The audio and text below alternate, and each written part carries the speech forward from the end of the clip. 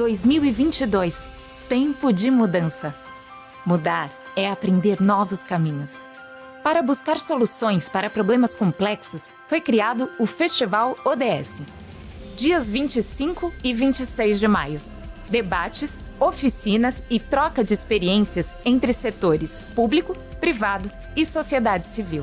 Embarque com a gente no 3º Festival ODS, rumo a um futuro mais próspero e justo.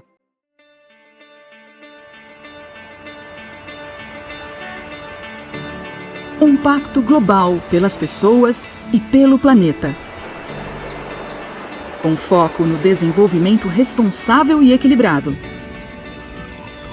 que abrange mudanças no meio ambiente, na economia, no âmbito social e nas políticas públicas.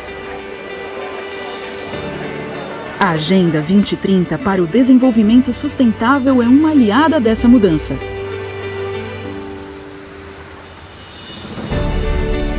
Adotada pelos países membros da ONU em 2015, a agenda definiu os 17 Objetivos de Desenvolvimento Sustentável. Um plano de ação para todos os países, sem deixar ninguém para trás.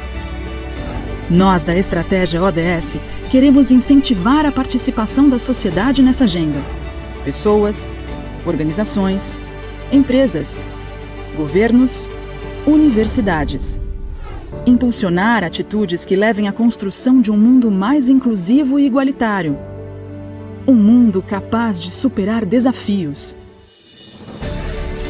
Existem soluções práticas para o desenvolvimento sustentável.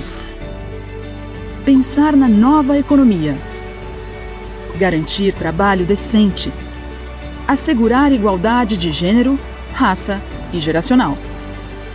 Criar alternativas para promover o crescimento com inclusão e sustentabilidade ambiental nos municípios. Entender que a conexão de nossas ações afeta o presente e o futuro.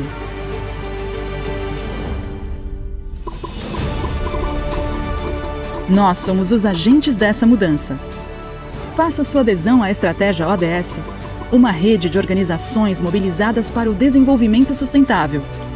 Oferecemos conteúdo e orientações para que governos, empresas e organizações incorporem o desenvolvimento sustentável em suas ações.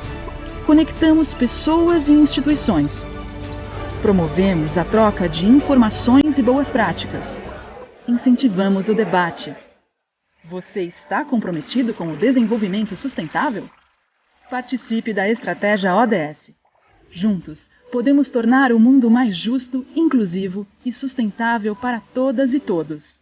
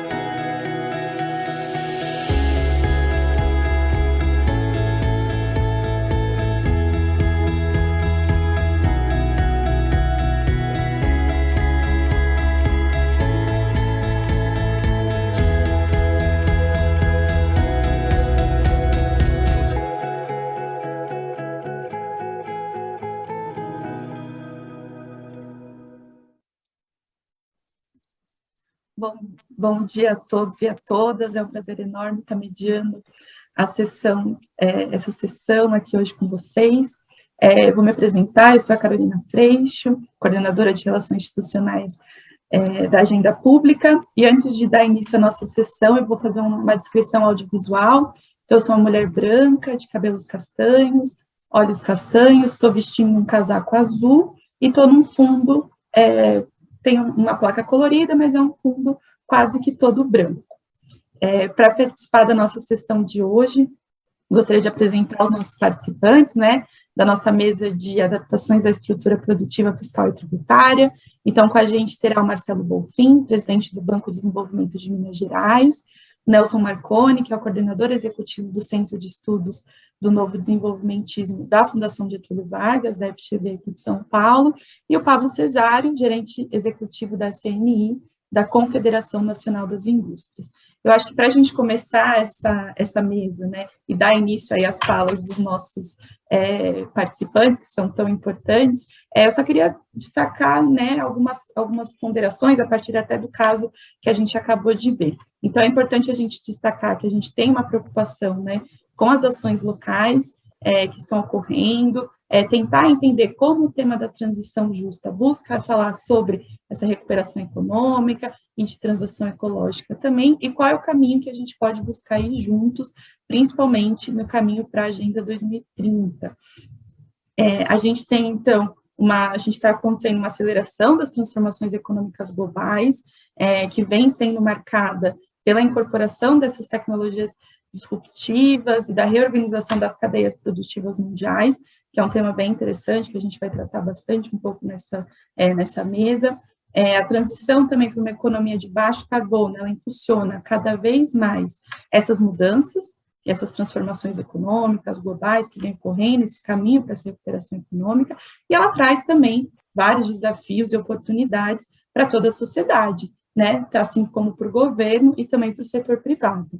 E cada vez se torna mais necessário a gente trazer novas estratégias para promover o crescimento econômico sustentado, inclusivo, produtivo, pleno emprego, enfim, dentro desse caminho. Eu acho que é importante destacar que o caso, né, que a gente traz para debater dentro dessa mesa de adaptações à estrutura produtiva fiscal tributária, ele vai falar sobre a questão dos royalties do país, né, vai falar sobre o Rio de Janeiro, Espírito Santo, São Paulo, que eles estão se beneficiando com essa nova onda do pré-sal e como que deve manter aí a economia ainda mais dependente dessas atividades, né? E entender como nos próximos anos os royalties vão ocupar o espaço no total das receitas dos municípios, né? Então, Rio de Janeiro, Espírito Santo, São Paulo, entender um pouco quais são as previsões desse orçamento. O caso fala um pouco sobre isso. O petróleo e seus derivados, eles são aí apontados como responsáveis por uma maior parte das emissões de carbono na atmosfera, que é algo interessante da gente tratar aqui, está ligado muito às mudanças climáticas, e principalmente com a questão da transição justa, olhando para essa questão climática e também da recuperação econômica, como isso está atrelado, entender um pouco, também o caso traz, né, as políticas de desenvolvimento econômico e quais as iniciativas empresariais terão como desafio aí para diversificar a economia, para produzir inovação e para encontrar novos caminhos que vão preparar para o futuro. Eu acho que dentro desse âmbito a gente vai falar um pouco bastante hoje sobre essa questão da cadeia produtiva, como ela vem se intensificando, se modificando nesse processo também da transição justa, como as empresas estão vendo esse caminho. E para a gente começar aqui, para eu não ficar falando muito, para a gente começar já a falar com os nossos convidados, eu gostaria de passar a fala primeiro para o Marcelo Bolfin. Primeiro, parabenizar também o Marcelo pelo Banco de Desenvolvimento de Minas Gerais ter sido reconhecido há pouco como Banco do ano de 2022 pela Associação Latino-Americana das Instituições Financeiras, né, para o Desenvolvimento. E acho que, como primeira reflexão, óbvio, ouvir do Marcelo quais as experiências e percepções dele sobre o tema da transição justa, mas também para ele trazer um pouco como ele enxerga o papel dos bancos de desenvolvimento na questão tributária dos municípios, né, nesse processo da retomada, por exemplo, da atividade econômica, como os bancos de desenvolvimento também podem ser agentes de mudança nesse processo da transição econômica. Marcelo, passo a fala para você, fica à vontade para falar um pouco da sua experiência e da sua percepção sobre o assunto. Boa tarde a todos, é com grande prazer e alegria que participo da terceira edição do Festival ODS. Neste painel muito importante, quero fazer uma saudação muito especial aos nossos colegas painelistas, o professor Nelson Marconi, da Fundação Getúlio Vargas, uma fundação respeitabilíssima, o Paulo Cesar, da Confederação Nacional da Indústria, e também a nossa mediadora, a Carolina, da Agenda Pública. É um prazer estar com vocês. Depois de 33 anos da Caixa Econômica Federal, um banco também 100% público, que no país exerce algumas atividades importantes de crescimento econômico, de renda, de geração mais inclusiva. Venho aqui para o BDMG, já estou aqui há algum tempo também, e participar desse festival do ODS como um tema principal de crescimento econômico e promover a inclusão social e sustentabilidade ambiental. Eu quero participar mais nesse tema, que é uma vocação do BDMG, e esta questão sempre está no centro dos debates, não só no estado de Minas Gerais, como também em todo o país. A sustentabilidade, a inclusão, são temas que trazem um ponto muito positivo na produtividade, na produção da economia, na mais inclusão perfeita à nossa gente. Os números mostram, os números mundiais e nacionais e também globais, né, que mundialmente é difícil de crescer.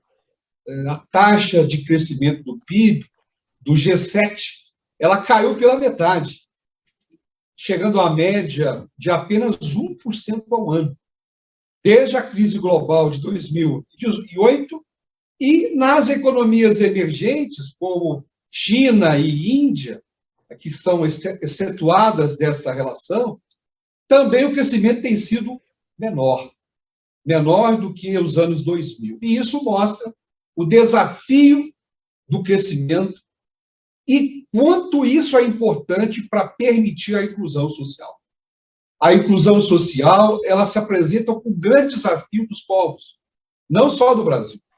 Em 2017, por exemplo, mais de 600 milhões de pessoas viviam no mundo em situação de extrema pobreza. Em 2020, mais 100 foram acrescidos em função da pandemia, se juntaram a eles. E isso, um aumento de 17%, um período muito curto. Nós sabemos também que no Brasil, na América Latina, 86 milhões de pessoas na situação de extrema pobreza, no Brasil, 12 milhões de pessoas nessa situação. E se não fosse programas emergenciais de combate, a situação ficaria ainda pior. Nós teríamos chegado a mais de 27 milhões de brasileiros na extrema pobreza. É importante também debater aqui que, quando se fecha um tripé de desafios, nós temos a sustentabilidade ambiental. As emissões globais de gases anuais do efeito estufa cresceram 41% em 90 e 2020, entre 90 até 2020. E isso faz com que a preocupação seja acentuada, porque estão aumentando ainda mais.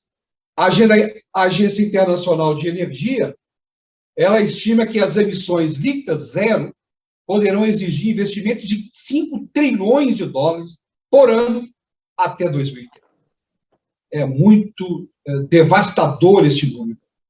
Essa conta anual equivale a cerca de metade do lucro corporativo global de 2019. O número também é assustador. Nós entendemos que esses desafios para um banco de desenvolvimento, e esse banco, BDMG, é um banco signatário do Pacto Global, tem uma atuação fortemente alinhada à Agenda 2030, onde todas as áreas do banco, todo o nosso planejamento estratégico está alicerçado nesta agenda.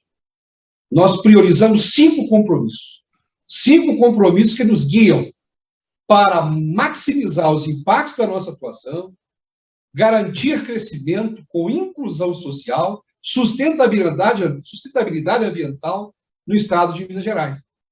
Esse compromisso, ele vai sim contribuir para que todo o estado seja adaptado a uma estrutura produtiva que tenha um espectro que agregue um grande valor ao debate que está sendo proposto nessa sessão. E o primeiro dos compromissos do banco é a inclusão financeira.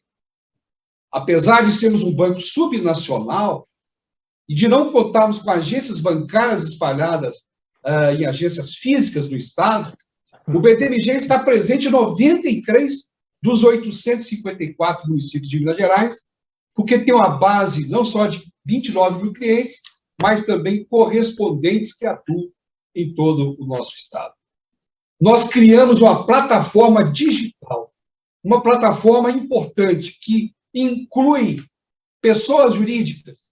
O banco não atua com a pessoa física por uma regulamentação do Banco Central, mas essa plataforma digital viabiliza acesso a micro e pequenas empresas, que são mais de 99% quando se considera o MEI.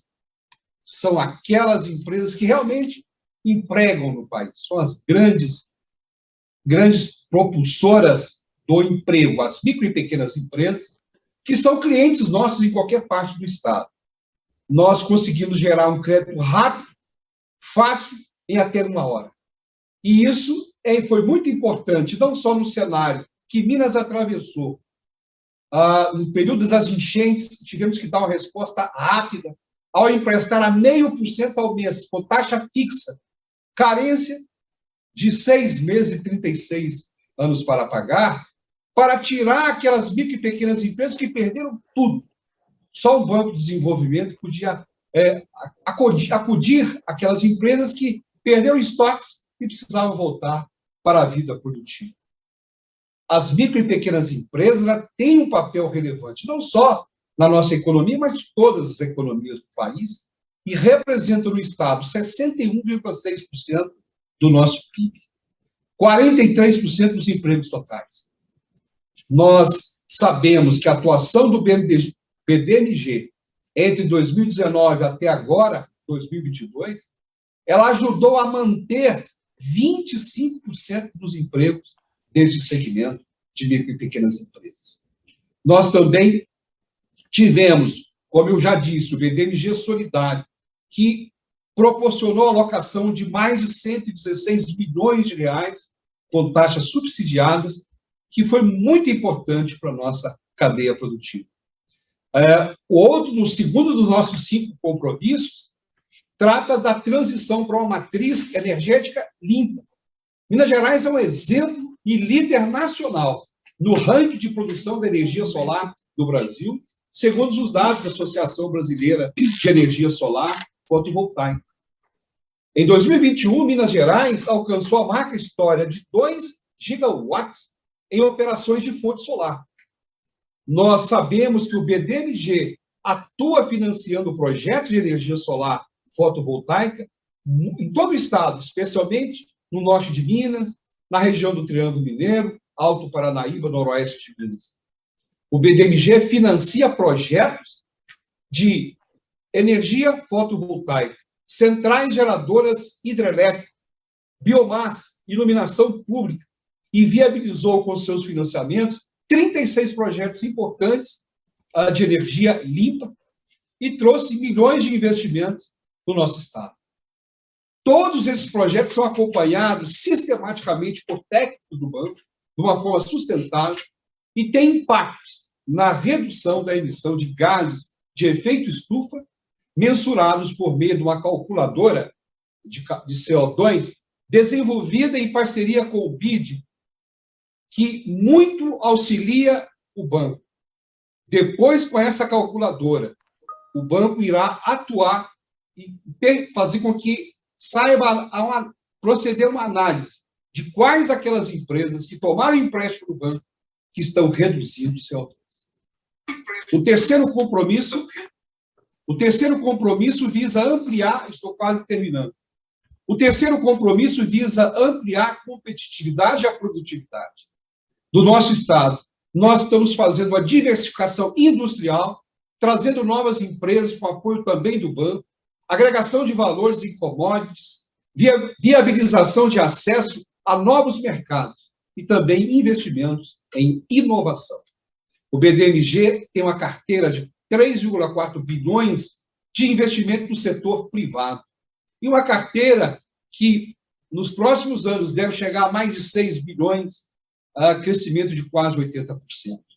Estamos crescendo com micro e pequenas empresas. Estão apoiando aquelas empresas que querem investir no Estado, geradoras de investimento e mais emprego. O quarto compromisso é ter cidades mais inclusivas, cidades sustentáveis. O termo cidade sustentável está aí, também incluída as cidades inteligentes. Porque uma cidade sustentável pensa em muitas coisas, não só em tecnologia, mas em saúde, educação, mobilidade urbana, urbanização, promoção de espaços públicos de lazer, de cultura. Nós estamos financiando os municípios que têm prédios históricos em Minas Gerais, que sofreram com as chuvas que caíram aqui. Prédios que precisam ser restaurados. Patrimônio cultural relevantíssimo, como em Mariana e Ouro Preto. Alguns desses municípios que nós atuamos com financiamentos para todo tipo de espécie, pavimentação, construção de pontes, de pavimentação e regularização de estradas vicinais, máquinas, equipamento, lixo, saneamento.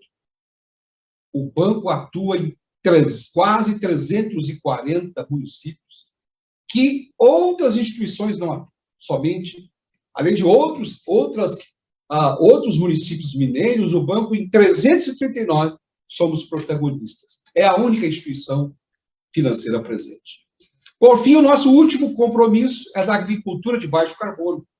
O Estado de Minas Gerais é reconhecido por sua atividade agropecuária, como todos sabem, café, grãos, leite, queijo e outros produtos da nossa cultura viajam pelo mundo afora, alimentando muitas famílias de todo o planeta. Temos um projeto importante em parceria com a Embrapa, de apoiar produtores rurais de grãos e de café na adoção de técnicas de agricultura descarbonizante, que garantem altos níveis de produtividade. Muito se fala da desmineralização do pó de rocha, de um trabalho no solo, que a Embrapa fornece todo esse conceitual de pesquisa para capacitar agricultores e que o banco possa, oportunamente, financiá-los. Esse trabalho mantém e contribui para a regeneração do solo, redução de emissão de gases de efeito estufa. E é nosso objetivo contribuir para que haja uma perfeita transição no campo com a adoção dessas técnicas climaticamente inteligentes. Toda essa jornada do BDMG, toda a nossa jornada de transição para uma economia de baixo carbono, sim, é uma atuação que diz respeito a mais produtividade, fazer com que seja mais justa e inclusiva a atuação de um banco de desenvolvimento, que é construído através de vários atores e parceiros, num trabalho persistente, muito qualificado dos técnicos do BTMG e muito dedicado. Nós estamos prontos para continuar contribuindo para que este debate possa, sim, promover mais confiança em todos os stakeholders e que nós possamos superar todos os desafios que se apresentam e protagonizar as grandes transformações que queremos. Contem conosco. Muito obrigado. Marcelo, muito obrigada pela sua fala, que foi fundamental. Tudo a ver aí que a gente está falando da transição, né, dos compromissos que vocês estão trazendo, né, aí do banco. Carol, seu som está bem baixinho para nós, sabe? Desculpa, vou falar um pouquinho mais alto. Agora, vocês estão me ouvindo melhor? Isso. Ótimo, então. Obrigada, Pablo. Então, agradecer mesmo, Marcelo, pela sua fala, acho que foi super interessante, importante, você trouxe as experiências do BDMG, falou um pouco sobre a percepção que vocês têm também em relação às questões climáticas, então baixo carbono, né, a questão da agricultura de baixo carbono que você falou, achei super interessante, das micros e pequenas empresas também, falam muito sobre empregabilidade, né, e dar acesso à empregabilidade à população, então isso foi muito interessante, muito obrigada. E eu vou passar a fala agora para o Pablo Cesário. Pablo, mas para a gente conversar também dentro daquilo que eu falei um pouco, dentro do que o Marcelo já falou, dessa questão da transição justa, eu queria entender, assim, se você consegue conversar um pouco comigo, né, dentro do que a gente falou do caso, do que vem falando da transição, como as diferentes regiões do país, elas podem aí adaptar a sua estrutura produtiva, né, nessa jornada pela transição justa, quais aprendizados a gente pode ter dessa adaptação para inspirar o Brasil como um todo, dentro desse processo da transição justa, da empregabilidade, da questão do baixo carbono, das mudanças que vem acontecendo, aí saber um pouco mesmo das suas experiências, percepções que você tem sobre o tema da transição justa também. Você está no mudo. Ótimo, Carol. Obrigadíssimo pela oportunidade de estar aqui, obrigado pelo Marcelo, Nelson e pela agenda pública toda. A oportunidade de estar aqui é valiosíssima, a gente trocar essas impressões e, em particular, ter esse espaço que vocês construíram de diálogo. Diálogo tem sido um bem muito escasso na nossa sociedade hoje em dia, ter esse espaço aqui onde a gente possa criar, inclusive, uma linguagem comum que a gente possa falar. Isso é muito, muito valioso, e, portanto, pessoalmente, muito obrigado, e também pela CNI, muito obrigado pela oportunidade de estar aqui. Carol, muitas vezes se fala de que muita gente se fala, eu me lembro quando eu era mais jovem, a primeira autodescrição, eu sou um homem branco, com um pouco de cabelo ainda castanhos e lisos.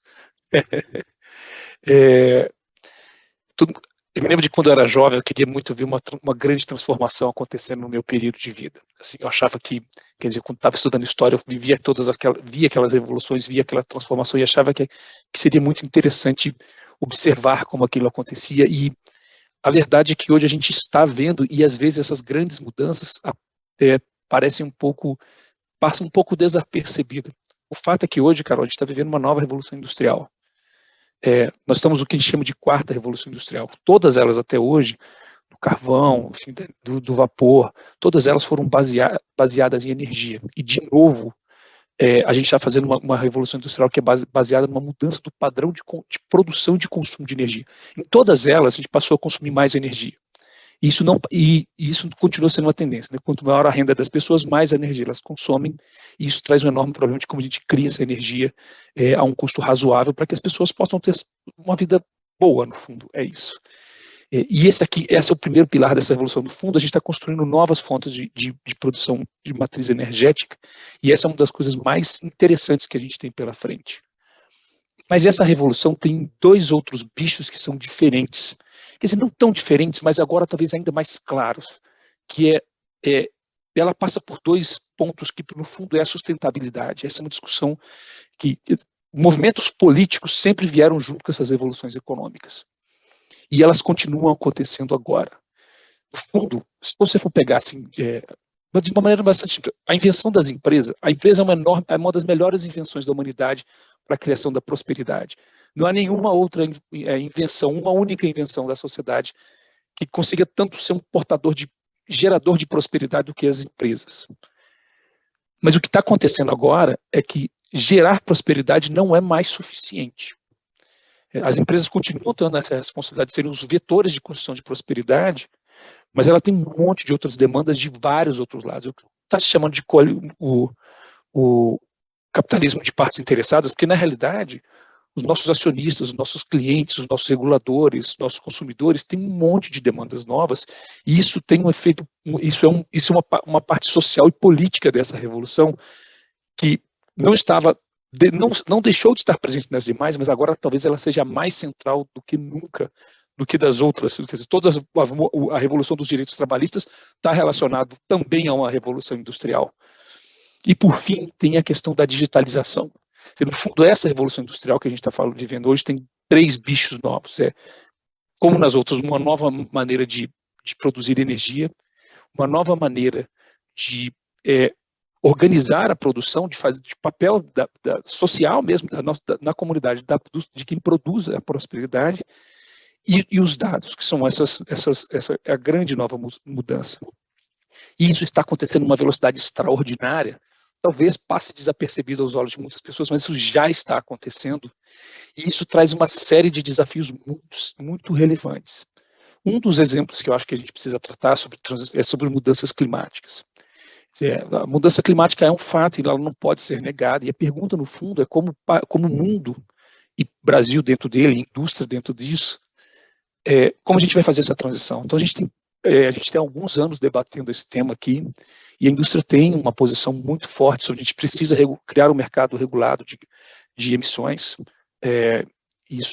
Essa é uma daquelas grandes transformações. Como é que a gente cria um mercado global para fazer com que as pessoas coloquem na conta do que elas fazem do dia a dia os custos das ações que elas têm. Quer dizer, hoje em dia você viaja de avião e você recebe lá um e-mail de uma dessas companhias aéreas, compense a sua emissão. Muito legal, isso é super bom coração, boa iniciativa, mas a realidade é que, como mundo, a gente precisa ter uma solução muito mais estrutural. E esse é um grande desafio enorme, geracional, que a gente precisa envolver. Nesse momento, a gente está muito ligado nesse debate no Congresso Nacional, junto com o governo. A gente está muito estimulado que a gente consiga criar no Brasil um mecanismo que a gente chama de, em inglês, cap and trade, né? Coloque um teto e depois crie um mercado para essas reduções, né? Para financiar essas reduções. Ao mesmo tempo, a gente vai ter outros exemplos, e aí falando um pouco da perspectiva regional, Carol, veja o que está acontecendo hoje no Ceará e no Rio Grande do Norte do ponto de vista de geração de energia sustentável. O que se diz lá sobre a energia eólica, sobre a energia solar, sobre a produção de hidrogênio verde, é uma absoluta revolução. Quer dizer, uma das regiões menos desenvolvidas do nosso país acabou sendo, vamos dizer aqui, usando uma metáfora antiga, mas ainda válida, um novo poço de petróleo foi achado lá, só que nesse caso ele não acaba e ele é limpo. Isso gera uma possibilidade de geração de rendas, de combate à pobreza estrutural que é extraordinária e que já está acontecendo. Veja tudo o que está acontecendo no interior de São Paulo com o etanol de segunda e terceira geração, de como a gente vai conseguir produzir energia, de transformar essas diferentes matrizes de energia, a elétrica, da biomassa, e até, gente, a gente aqui na CNI, a gente gosta de, vamos tentar provocar, veja, todas essas novas energias estão vindo, e até as energias velhas vão se transformar. Todo mundo, a gente é muito contra aqui, sabe, Carol? Estamos muito felizes de ver novas energias acontecendo. Isso é um movimento que vai se acelerar, ele não está nem perto da maturidade ainda, mas também não se trata, na nossa perspectiva, de vilanizar fontes de energia antiga. Por exemplo, existem tecnologia de recuperação de carbono da produção de energia a partir de carvão, que, no fundo, traz a mesma lógica. Como é que você descarboniza, mesmo utilizando essas fontes? Então, por exemplo, vamos falar, acabou o petróleo. Não, o petróleo não vai acabar, nenhuma das fontes de energia anterior foram exterminadas ou desapareceram, elas só se transformaram e se tornaram melhores, e, portanto, a pergunta é um desafio tecnológico de como a gente coloca essas alternativas na mesa, e aí estou falando puramente de ciência e tecnologia, mas também de como a gente cria um sistema social por meio de políticas públicas que transformem e façam essa transição, não apenas para que elas existam dentro dos laboratórios, mas para que elas existam na vida das pessoas. E isso é uma enorme transformação que está acontecendo. E isso traz também dois grandes desafios, sabe, Carol, que eu acho que a gente precisa refletir aqui, e eu tenho certeza que o Marconi vai poder nos iluminar bastante sobre isso depois, que isso vem acontecendo, tem dois desafios aí, de como a gente faz. Se a gente tem uma máquina de geração de prosperidade que na história da humanidade, nós nunca conseguimos incluir tantas pessoas pobres na vida de consumo, na vida de ter comida, né? Não, eu falar da vida de consumo, não. As pessoas passaram a ter comida. Nos últimos 50 anos da humanidade, nós nunca, em nenhum outro período da humanidade, conseguimos incluir tantas pessoas, deixar tantas pessoas terem casa e terem comida. Está resolvido? Não, não está resolvido, mas nunca foi tão rápido e tão bom. Mas a pergunta, no fundo, é que será que a gente consegue manter esse ritmo? Porque esse tipo de economia também requer um novo tipo de trabalhador.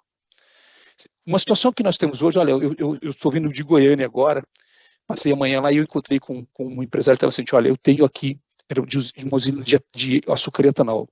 Ele fala que eu tenho 400 vagas abertas. Eu não consigo contratar, não é engenheiros, não é programadores, não é operadores de máquinas sofisticadas. Eu sequer consigo contratar mão de obra pouco qualificada. O padrão de inserção das pessoas na economia mudou e ele está cada vez mais exigente. E a gente não conseguiu resolver algumas barreiras estruturais para a participação dessas camadas mais desprotegidas, mais pobres, nesse novo modo de economia. E a má notícia, entre aspas, aqui, é que se torna cada vez mais difícil incluir essas pessoas, porque participar dessa onda de prosperidade que a gente está conseguindo criar em nível global, na realidade, é cada vez mais difícil. Porque requer dos indivíduos não apenas muito mais qualificação técnica, mas também modos de comportamento no processo produtivo que são mais difíceis de serem criados. Então, o problema da empregabilidade não é que, assim, que é o medo da década de 80, né? As máquinas vão tirar os trabalhos. Isso já está superado. Nós conseguimos gerar riquezas, mais riquezas, e manter o número de pessoas e até precisar de mais pessoas. Mas a pergunta é, participar desta onda de prosperidade, desse novo modelo econômico, se tornou mais difícil. E nós não conseguimos resolver uma agenda de educação básica ou profissional na escala nem para a escala de problema que nós tínhamos antes. Para a escala de desafios que a gente tem agora, a gente está muito atrás. Esse é um enorme desafio que a gente tem que passar. E aí eu já venho para o segundo, que é no Brasil a gente tem visto uma desindustrialização. A gente fala em desindustrialização como se fosse a indústria estivesse acabando. Ela está diminuindo, sim, uma parte dela porque ela está indo para sendo contabilizada como serviços. Não é nem essa a questão mais importante na nossa perspectiva. O que nós estamos muito preocupados é que o Brasil, que já teve uma indústria diversificada e complexa, muito no modelo do Hausmann, Marconi, que é um pouco do como a gente tem pensado aqui ultimamente, nós temos uma estrutura produtiva cada vez mais simples e menos sofisticada. E isto é resultado de uma série de erros que nós vemos cometendo nos últimos muitas décadas. E isso tem um efeito. Um deles, talvez agregado, e esse é um debate que a gente tem travado aqui agora, talvez a nossa capacidade de gerar prosperidade tenha diminuído porque nós temos menos capacidade produtiva, menos diversidade produtiva, menos complexidade produtiva. E isso pode ter um efeito de décadas, daqui para frente, de baixo crescimento. E a gente entra numa armadilha de baixo crescimento de novo. Então, uma das grandes discussões que a gente tem visto, Carol, e acho que é esse contexto de mudança de revolução industrial, de como, inclusive, a gente inclui as pessoas nessa geração de prosperidade, que, de novo, não tem nenhum precedente na história da humanidade, é como a gente coloca o Brasil, e acho que no momento de eleições, aqui na CNI a gente tem um projeto, a gente está discutindo, estamos nos preparando para o ciclo de debate presidenciais, para colocar esse tema na mesa dos candidatos, porque esse é o bom momento para discutir, e aí para onde a gente vai daqui por diante, né? Então a gente está conversando com todas as equipes de pré-candidatos, e há vários estudos sobre isso, porque se é verdade que a gente tem uma revolução, e isso traz uma possibilidade de aumentar a prosperidade. E prosperidade não é de ter um carro maior ou ter uma casa maior, é ter gente comendo, tá? É ter gente com serviço de saúde, é ter gente que tem escola, é gente que está protegida, que pode ter uma vida significativa, tá? Não dá para diminuir isso. Quando eu falo prosperidade, sim, é ter os bens materiais para ter uma vida boa. O que está negado para muita gente, né? Para uma enorme parcela da nossa sociedade. Isso é um problema que precisa ser resolvido. Como é que a gente faz daqui para frente? Nós temos portas, nós temos um processo de digitalização, nós temos um processo de sustentabilidade, descarbonização, novas energias. A tecnologia está vindo, ela está sendo construída. Mas será que a gente não está ficando atrás? O que está acontecendo com os nossos investimentos de inovação e tecnologia? Quer dizer, é possível que a gente consiga assim, sentar na janelinha ainda desse bonde que está passando na nossa história? Esse é o debate que a gente quer propor, e acho que existe um enorme caminho pela frente de a gente conseguir construir um Brasil que seja, na verdade, que continue sendo um país em que as pessoas possam ter segurança para viver, né, ter comida, ter casa, ter diversão. Isso faz parte de como a gente cria um sistema econômico que dê sustentação a essas pessoas. E como a gente vai fazer com que essas pessoas consigam participar desse processo econômico, que será melhor, porque ele é mais sustentável. Isso já está acontecendo, então a gente está muito feliz de poder participar hoje aqui, Carol. Eram os pensamentos iniciais. Obrigada, Pablo, acho que foi ótimo, você trouxe várias perguntas, né, vários questionamentos interessantes também para a gente trazer para o nosso debate. Acho que falar da indústria 4.0 é extremamente interessante, falar também do processo da descarbonização, enfim, tudo que você veio falando acho que faz total sentido. Ainda fez apontamentos para o Nelson, que eu acho que é interessante também, o Nelson vai poder falar na fala dele, se ele quiser, um pouco mais sobre isso. Então, eu já até chamo o Nelson para poder falar um pouco sobre as experiências, perspectivas dele, falar um pouco também da fala do Pablo, né, falar um pouco do seu entendimento sobre a transição justa, do que ele falou ali que se tornou interessante, né. Eu acho que também focar um pouco nessa questão da economia do próprio setor público, como vem sendo enfim, essa recuperação econômica que vem acontecendo, como as próprias políticas fiscais e tributárias, elas estão sendo aí adaptadas nesse processo da transição justa. Então, Nelson, muito bem-vindo e muito obrigada por você participar aqui com a gente hoje, e ansiosa para ouvir sua fala também. Obrigado. Boa tarde a todos. Eu também sou homem branco, estou sem cabelo agora, mas ele vai voltar, porque na verdade eu tive que cortá-lo, mas estou temporariamente careca e estou com fundo branco aqui, exatamente com um quadro atrás aqui. Bom, e muito obrigado pelo convite da Agenda Pública, é um prazer aqui estar conversando com vocês, com quem está nos assistindo, com o Marcelo Bonfim, que eu não conhecia, o Pablo, que eu já conheço, tenho um grande apreço, respeito muito.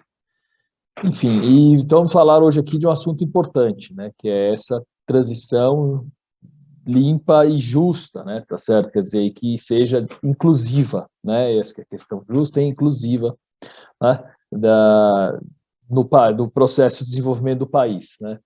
Esse é um tema muito importante, e ele foi assumindo cada vez mais relevância nos últimos anos, tanto que a gente vê globalmente, né, a piora de todos os indicadores, né, digamos, de preservação ambiental, né, a gente ainda por cima tem um governo federal que também estimula e pratica um verdadeiro crime ambiental, né, tá certo, estimulando e não só deixando, mas estimulando mesmo o desmatamento, enfim, então esse problema entrou na agenda muito forte, né, e ele é um dos principais problemas do século XXI, talvez, a questão da sustentabilidade, junto com, logicamente, o retorno do crescimento econômico e a redução das desigualdades. Então, o seminário de vocês está muito oportuno, o tema, né, falar de transição justa e inclusiva, né, pensando justamente nessa transição energética. E aí, logicamente, eu vou falar, logicamente não, mas eu vou falar um pouco da relação disso, né, tá certo, com a estrutura produtiva do país, que era uma pergunta que vocês tinham colocado, que a Carolina trouxe de novo aqui, né, e falar um pouco dessa questão que ela falou sobre uma estrutura tributária, fiscal, que auxilie nesse processo, né. Até alguns anos atrás, né, a discussão, né, em torno de crescimento econômico via a questão ambiental, a sustentabilidade, como uma restrição ao crescimento, né, tá certo? Quer dizer, então, a gente precisaria, na verdade, se optasse por crescer mais, a gente teria que aceitar mais poluição, ou se tivesse que ter menos poluição, a gente teria que crescer menos. Essa agenda, ela mudou totalmente, né, essa percepção, inclusive, ainda bem que ela mudou, né, e hoje, na verdade, o que a gente vê é que a defesa do meio ambiente, a defesa da sustentabilidade, o desenvolvimento de novas tecnologias sustentáveis, elas são uma oportunidade para o crescimento, né, e não o contrário, né? Então, realmente, a gente hoje vê isso como uma oportunidade tanto para o investimento em ciência e tecnologia, para o desenvolvimento tecnológico, como para a própria produção, né? Porque nós vamos precisar, logicamente, mudar o perfil, toda a matriz energética, né? Não só no Brasil, mas em todos os países, isso é um problema mundial, né? Isso é uma oportunidade, logicamente, né? E a gente vai ter que retomar o crescimento da nossa indústria, né? Tá certo? Quer dizer, qualquer país sem indústria, ele é um país que ele não consegue crescer de forma consistente. Isso a história mostrou isso. Então, a gente precisa realmente ter uma retomada da indústria, que junto vai trazer uma série de outros setores mais complexos, serviços junto com ela, né? Mas essa indústria tem que ser limpa, ela tem que usar energia limpa, usar energia renovável e desenvolver tecnologias que cuidem dessa questão tanto ambiental como da questão inclusiva, certo? Então, eu vou dar alguns exemplos para vocês aqui, né? Logicamente, quer dizer, antes da gente... Bom, primeiro eu vou falar disso, depois eu falo de outras questões que são importantes aí para a questão ambiental e que também tem a ver com o processo de crescimento. Mas primeiro falando da indústria, né? Quer dizer, a gente vai ter que desenvolver novas fontes de energia, certo? Quem é que vai desenvolver isso, né? Logicamente, o governo, junto com o setor privado, associado, e a indústria, né, podendo, a própria indústria desenvolvendo, né, baterias, desenvolvendo fontes de energia elétrica, usando outras fontes de energia, hidrogênio verde, né, energia solar, eólica, com uma combinação dessas coisas, biomassa, biocombustíveis, quer dizer, a gente tem uma série de oportunidades aí de desenvolvimento de energia, certo? E que só isso já é uma oportunidade de investimento, né? Tanto de crescimento, como digo, ligado à sustentabilidade. A gente vai precisar reorientar o uso do petróleo, né? Certo? O petróleo, daqui a algum tempo, ele vai deixar de ser o combustível mais importante para a produção, para o transporte e tal, e ele vai precisar ter um outro uso, né? Mais direcionado para a produção de outros produtos químicos, talvez na contribuição aí desenvolvimento de farmacêuticos, tal, etc., né? Ou mesmo de outros produtos, mesmo químicos no geral. Então, isso vai ser importante. Vai ser importante a gente também ter o desenvolvimento de novas tecnologias nesse setor, né? A gente vai precisar desenvolver novas formas de produzir alimentos, né? Tá certo? De forma mais sustentável, né? A carne, como é que nós vamos produzir carne, que tipo de carne nós vamos ter, né? Como é que a pecuária vai ser? A pecuária tem que ser mais intensiva para que ela não prejudique tanto a questão ambiental. Então, tudo isso também é desenvolvimento tecnológico e é indústria desenvolvendo outros bens e serviços. Nós estamos falando de biotecnologia, né? A área de saúde é uma área onde os investimentos vão ser muito importantes, até em função a própria, vamos dizer, a própria vamos dizer, intromissão, digamos, né, dos homens no meio, né, no ambiente, né, na fauna, na flora, de forma muito incisiva, acabou trazendo uma série de uma pandemia e outros vírus que a gente está vendo aí que estão surgindo também, e que são um problema para nós, né? E as pessoas, logicamente, estão vivendo mais tempo, então a gente vai precisar cuidar da saúde das pessoas, né? E tudo isso são oportunidades de investimento de novo, a gente não pode depender tanto como dependeu da importação de insumos, da importação de equipamentos eletrônicos para a saúde e tal, etc., como dependeu na pandemia, né? E a gente está vendo que essa degradação ambiental está gerando, está trazendo para a humanidade novos vírus que que a gente não tinha antes, né? E outra oportunidade que é muito importante, que é muito relevante, é a própria renovação da infraestrutura que nós precisamos fazer. A gente precisa ter uma infraestrutura verde, né? A gente precisa ter uma infraestrutura limpa, baseada em energia limpa. E a nossa infraestrutura no país, a gente sabe que é muito defasada, né? Ela tá depreciada, a gente precisa recuperar, precisa ampliar ela, e essa é uma senhora oportunidade para a gente poder proceder a esse processo usando energia limpa, né? Então, nós temos aí muitas, eu falei alguns exemplos de oportunidades que a gente tem de desenvolvimento de forma mais sustentável, né? E lógico que isso tem que ser feito de forma inclusiva, né? De forma inclusiva significa, né, uma série, o desenvolvimento dessas tecnologias tem que permitir o acesso das pessoas, né? Tem que fazer com que elas tenham atividades, desenvolvam também oportunidades de elas terem trabalhos, né? Óbvio, isso é muito importante numa estratégia de desenvolvimento, né? Quando a gente fala tanto de política de desenvolvimento industrial, no fundo a gente quer gerar bons empregos, logicamente, né? E para isso, né, para tornar tudo isso inclusivo, a gente precisa pensar, por exemplo, né, eu vou dar alguns exemplos aqui como é que a gente faz essa inclusão, né? No desenvolvimento de novos produtos, novos alimentos, né? A gente tem que fazer isso de forma mais produtiva, de forma a ter um custo menor, né? E que possa aumentar o acesso das pessoas à alimentação e ao uso, inclusive, de remédios que são importantes. No caso da infraestrutura, né, a gente precisa fazer toda uma rede de transportes modais, né, tá certo? E que sejam baseados nessa energia e que possibilitem um transporte melhor de passageiros, né, integrando rodovias, ferrovias, né? A gente precisa investir cada vez mais em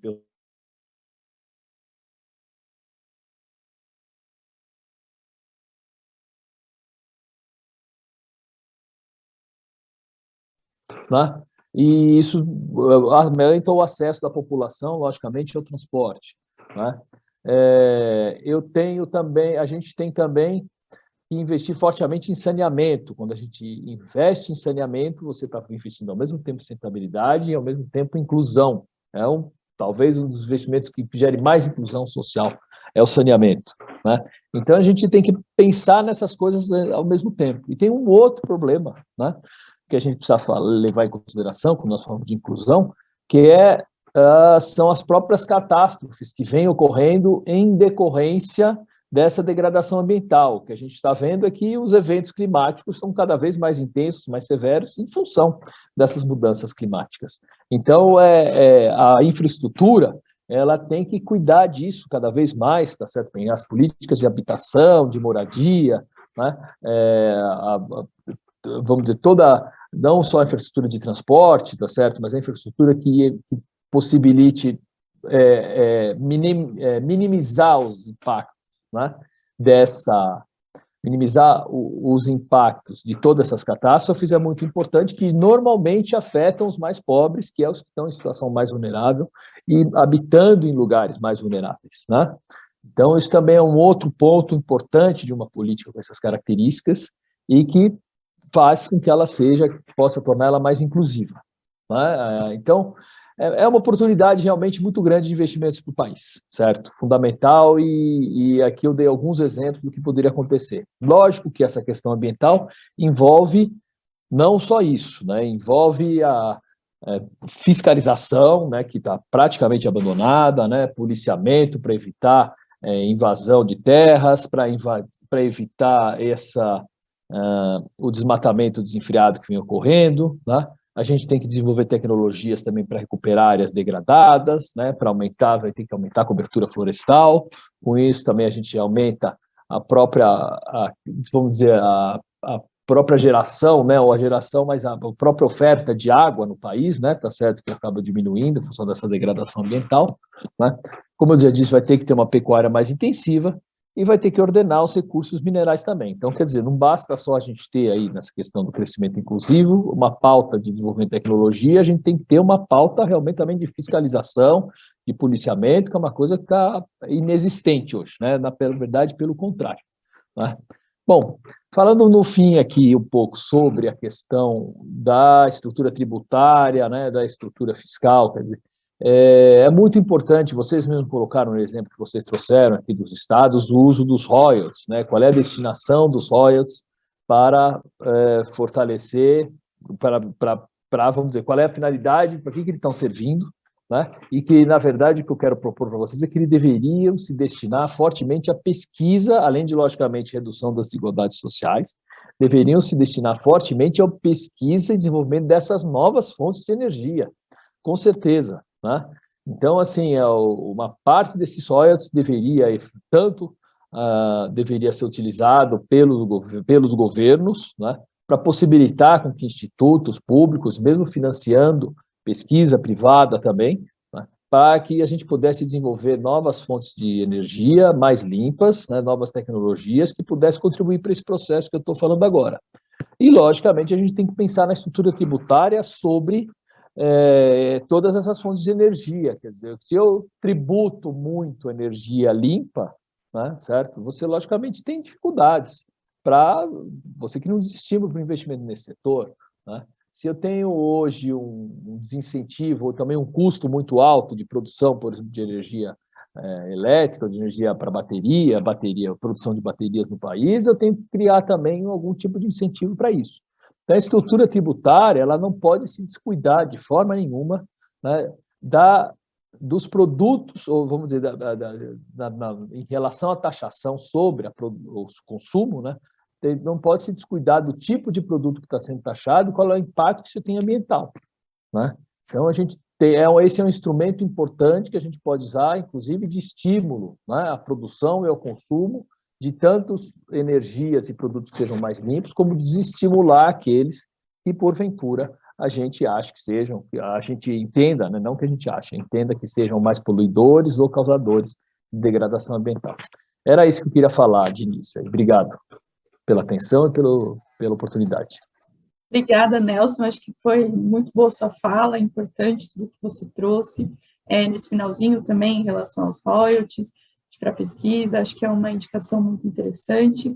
A gente tem 6 minutinhos ainda aqui para fazer uma conversa rápida.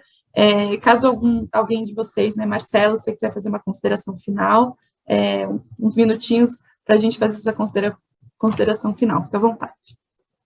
Ok. Em primeiro lugar, eu queria aqui fazer uma correção. Quando eu disse 93 municípios, 93% dos municípios, o banco está presente nos 854 municípios mineiros. E em 339 nós somos o banco, a única instituição presente nessas pequenas localidades de Minas Gerais. Outro tema, aproveitar a fala do Pablo, quando ele disse da falta de capacitação de trabalhadores. Isso é verdade. É preciso voltar no tempo onde nós tínhamos no SENAC, no SENAI, órgãos que ajudavam ainda mais com grandes investimentos em capacitação de mão de obra, porque hoje a nossa mão de obra, ela aprende na força, na raça. Por exemplo, o banco, ao atuar em regiões paupérrimas de Minas Gerais, como o Vale do Jequitinhonha e o norte de Minas, no financiamento de projetos fotovoltaicos, aqueles trabalhadores aprendem na marra de como operar nessa nova transição de um novo modelo. E é preciso de uma capacitação antecipada para que eles realmente possam participar de toda essa economia verde, crédito verde, a descarbonização, né? Toda essa corrida zero que o mundo todo acompanha.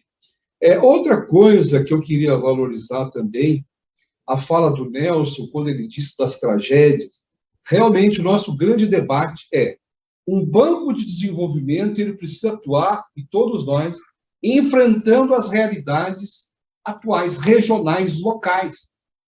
O Banco de Desenvolvimento não é um banco comum, ele precisa entender as realidades locais, regionais, porque essa atividade irá contribuir para mais inclusão, mais sustentabilidade.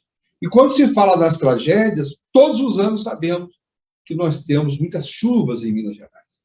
E com elas, desastres.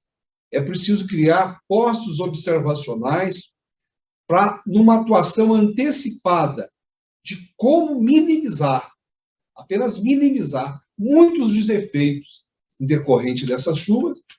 Pode ser através de financiamentos específicos, mas pode ser de outras ações, de tirar pessoas de área de risco, de outro trabalho técnico-social relevante, entendendo as realidades locais, regionais. O Banco de Desenvolvimento é, sim, um grande fator de intervir nas realidades, um grande vetor que pode intervir nessas realidades regionais. E, por fim, eu queria dizer aqui para vocês que o Brasil tem muita potencialidade. Não podemos só apenas desenhar um cenário nefasto, difícil, mas o Brasil tem potencialidades que, ao encontrar e ao estudar a Agenda ODS 2030, cada objetivo daquele, quanto nós podemos melhorar? Não só sabendo que o Brasil tem uma fonte de água doce, a América tem uma fonte de água doce poderosa, tem uma agricultura pujante para alimentar milhões de bocas no mundo que sofrem com a agricultura em outros locais, pelo clima e outros fatores. Então, o Brasil tem uma potencialidade enorme, mas precisamos investir realmente em tecnologias, em inovação e preparar o nosso povo, a nossa gente, para esse grande enfrentamento que não tem volta, que é cuidar do nosso planeta. Era isso.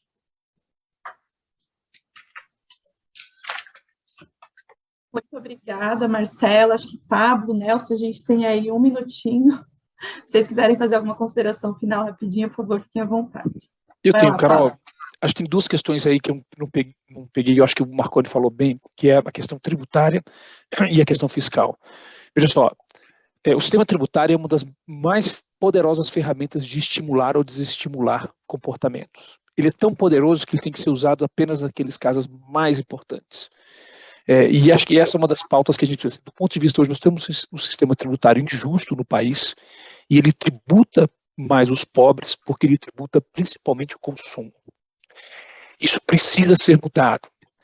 Ele não só tributa mais os pobres, mas também diz que o suor do rosto de algumas pessoas é melhor e deve ser mais incentivado do que o suor do rosto de outro trabalhador. Então, se o cara trabalha na agricultura, se ele trabalha no setor X ou no setor Y, esse suor tem valores diferentes para o nosso Estado. Hoje o trabalho tem um valor diferente e a produção de riquezas é de maneira desigual ou injustamente desigual tratada. Assim, eu acho que essa é uma questão central, sabe? Do ponto de vista de inclusão e de justiça, a gente precisa de uma reforma tributária que tire a nossa tributação do consumo e passe para a renda.